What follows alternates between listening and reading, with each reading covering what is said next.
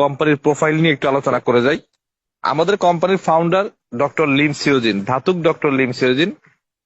তার পরিচয় দুইটা, একটা ধাতুক একটা ডক্টর। ধাতুক হচ্ছে মালয়েশিয়াতে যারা ফিনান্সিয়াল ফ্রিডম, উনি 10টা বছর মাশরুম নিয়ে স্টাডি করছে, দেখছে এটা মানুষের পা থেকে মাথা পর্যন্ত প্রত্যেকটা অর্গানের জন্য গুরুত্বপূর্ণ একটা খাবার।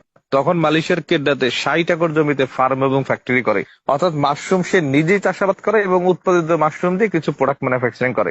প্রোডাক্টের গুণগত মান ভালো হওয়ার কারণে, মানুষের কাছে ডিমান্ডেবল হওয়ার কারণে কোম্পানি 30 বছর বয়সে মালয়েশিয়ার বাইরে আরো 10টা দেশে শাখা ফ্যাক্টরি করছে। চীন, Indonesia, Mexico, India, Korea, Dubai, Peru, Morocco, Nepal এবং বাংলাদেশ। বাংলাদেশের গাজীপুরে কিন্তু আমাদের ফ্যাক্টরি আছে। 2002 সাল থেকে বাংলাদেশও ডিএক্সএল বিজনেস করছে। 180টা দেশের ডিএক্সএল এর অফিসিয়ালি অফিস শোরুম আছে, 200টা দেশে অ্যাক্টিভিটিস মানে কার্যক্রম আছে।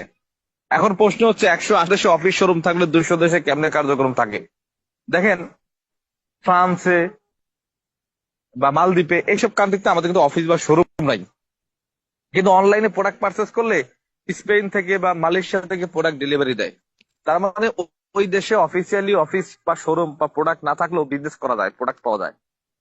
তো সেই হিসাবে আমাদের 200+ কান্ট্রিতে আমাদের অ্যাক্টিভিটিস আছে। একদম সহজ ভাষায় ঠান্ডা মাথায় নিজের কাছে একটা প্রশ্ন ছেড়ে দিই আপনাদের সবার কাছে, এই কোম্পানির পেপার যদি স্ট্রং না হইতো আর প্রোডাক্ট যদি মানসম্মত